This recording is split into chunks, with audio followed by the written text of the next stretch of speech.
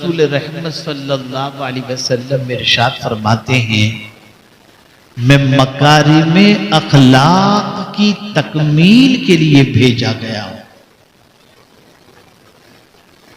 حضور ہمارے اخلاق کو سنوارنے کے لیے آئے، ہماری عادتوں کو سنوارنے کے لیے آئے، بلکہ عبادات کا جو حکم ہے وہ عادات سنوارنے ہی کے لیے ہے۔ جتنی بھی عبادتیں ہیں ان ساری عبادتوں کا مقصد ہماری عادت سدھر جائے، لیکن جس قوم کو سدھرنے کا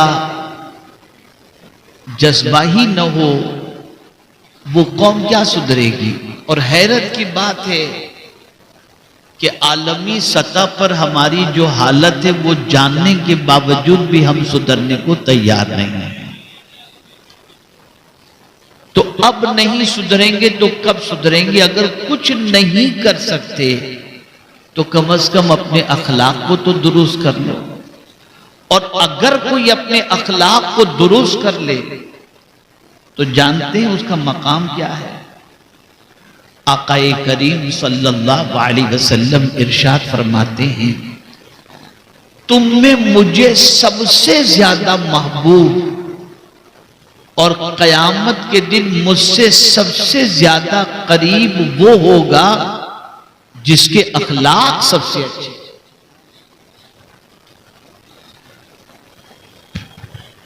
سبحان اللہ سبحان اللہ۔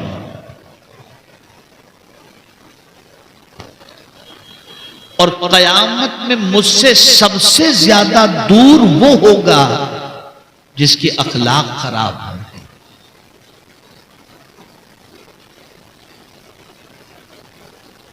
بڑی مشکل سے لوگ 5 وقتہ نماز کچھ پڑھ پاتے ہیں۔ میں نہیں جانتا کہ یہاں جتنے لوگ آئے ہیں ان میں سے کتنوں نے عشاء کی نماز پڑھی یا پڑھنے کا ارادہ رکھتے ہیں۔ بمشکل تمام لوگ 5 وقتہ نماز پڑھ پاتے ہیں، بمشکل تمام لوگ ماہ رمضان کے روزے رکھ پاتے ہیں، لیکن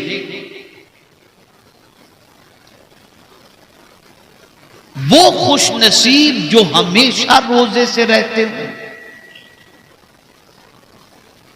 اور وہ خوش نصیب جو ہر رات اللہ کی بارگاہ میں سربسجود ہوتے ہوں، قائم اللیل اور صائم النہار۔ ہم سے پیر جمعرات کا روزہ نہیں رکھا جاتا، تہجد کی نماز ادا نہیں کر پاتے، لیکن اللہ کے کچھ بندے ایسے بھی ہیں جو مستقل روزے سے رہتے ہیں اور ہر رات جاگ کر اللہ کی بندگی میں گزارتے ہیں، لیکن ہم جانتے ہیں کہ ہم وہ نہیں کر سکتے۔ تو حضور صلی اللہ علیہ وسلم نے ارشاد فرمایا جس کے اخلاق اچھے ہوں وہ اچھے اخلاق والا اپنے اچھے اخلاق کی بنیاد پر قائم اللیل اور صائم النہار کے درجے تک پہنچ جاتا ہے۔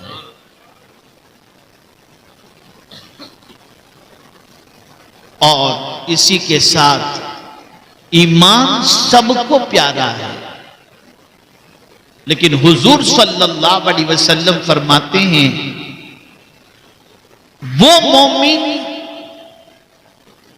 جس کا ایمان اگر تم کو کامل دیکھنا ہو تو کامل ایمان والا وہ ہے جس کے اخلاق اچھے ہوں،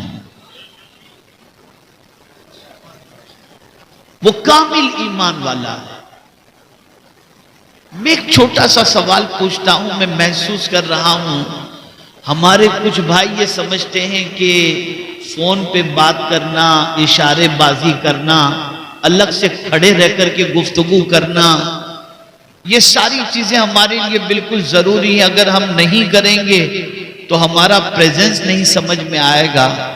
تو حقیقت یہ ہے کہ کوئی بھی باہر کا انسان آپ کی اس حرکت کو دیکھ کر کبھی آپ کو اچھا مسلمان تو تصور نہیں کر سکتا۔ جو نبی کی باتوں کو اہمیت نہ دیتا ہو اور اپنی باتوں کو اہمیت دیتا ہو، بھلا وہ اچھا انسان کیسے ہو سکتا ہے؟ اب دو باتیں ذہن میں محفوظ کر لیں اور پھر میں اپنی گفتگو کو ختم کرتا ہوں۔ پہلی بات، اخلاق کسے کہتے ہیں؟ خلق اور خلق دونوں کا مادہ ایک ہے۔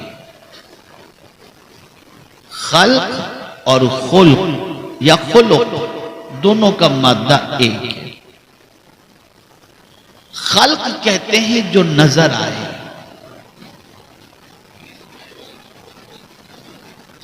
یہ جو ہمارا وجود ہے نا، ہاتھ پیر آنکھ کان، یہ وجود نظر آتا ہے،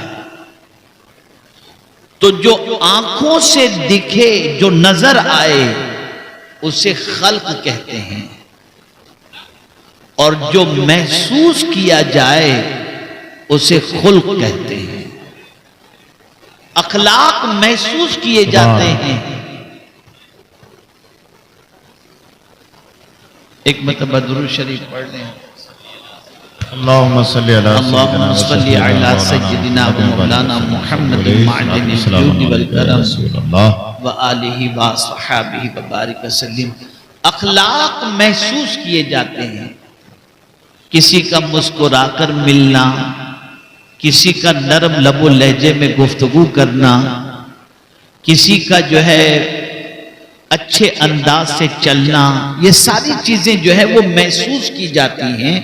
تو اخلاق محسوس کیے جاتے ہیں، اور یہ بات یاد رکھنا کہ خلق کا اثر آنکھ قبول کرتا ہے، آنکھ قبول کرتی ہے، اور خلق کا اثر دل قبول کرتا ہے۔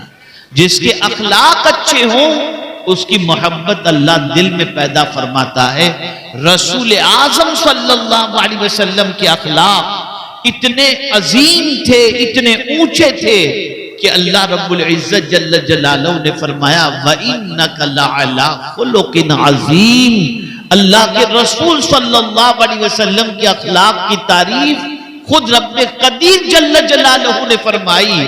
اگر کوئی سید صاحب کے اخلاق کی تعریف کرے تو پھر بھی وہ انسان ہے، کوئی مولانا رضا جامی ازہری صاحب کے اخلاق کی تعریف کرے تو پھر بھی وہ کوئی انسان ہی تعریف کرے گا، اور اسی طریقے سے مولانا یامین صاحب اور دیگر علماء جتنے یہاں پر موجود ہیں، ان کی کوئی اگر تعریف کرے تو ہو سکتا ہے محبت میں، غلو میں، عقیدت میں کسی وجہ سے وہ کرتا ہو، لیکن اللہ اگر کسی کی تعریف کرتا ہو اخلاق کی تو میرے رب کی شان یہ ہے وَمَنْ أَصْدَقُ مِنَ اللَّهِ قِيلًا۔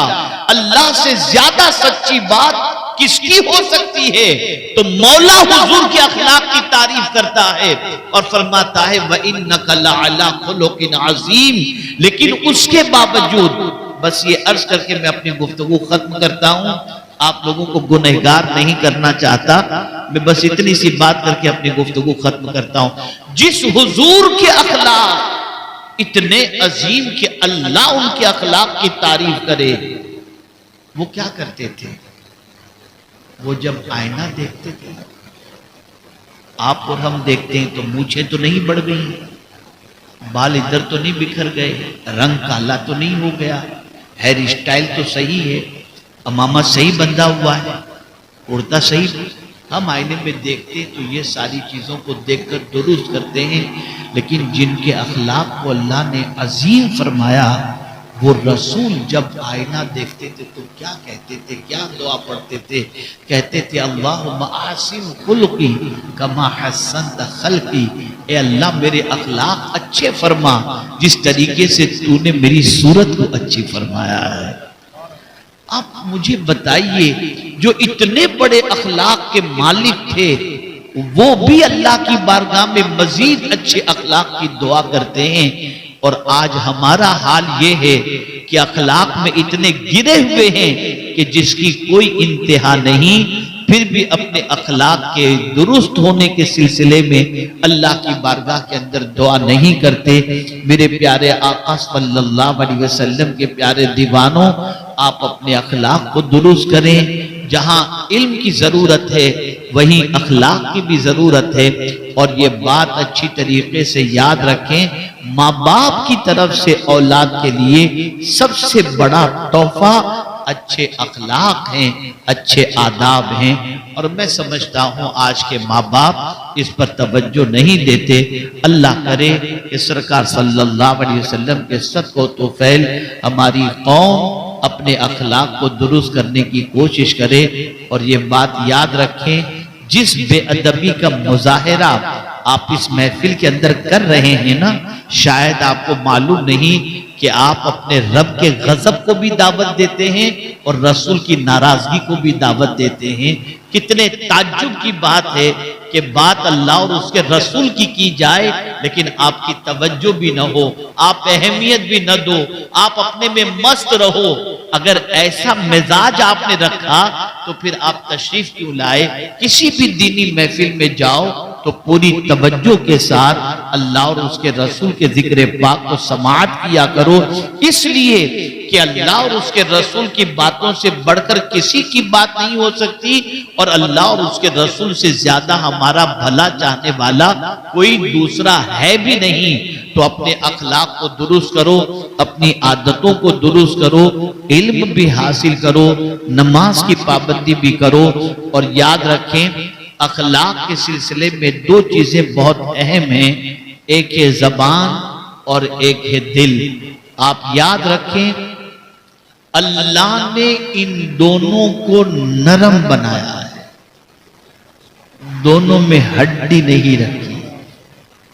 اس لیے وہ بندہ بہت خوش نصیب ہے جس کا دل بھی نرم ہو اور جس کا لب و لہجہ بھی نرم ہو. اللہ نے دونوں میں ہڈی نہیں رکھی تاکہ بندہ نرمی سے گفتگو بھی کرے اور اپنے دل میں لوگوں کے لیے نرمی بھی رکھے. اس لیے کہ حضور صلی اللہ علیہ وسلم کے اخلاق میں یہ بہت بڑا سرکار کا خلق تھا کہ رسول رحمت صلی اللہ علیہ وسلم لوگوں کے لیے نرم دل تھے.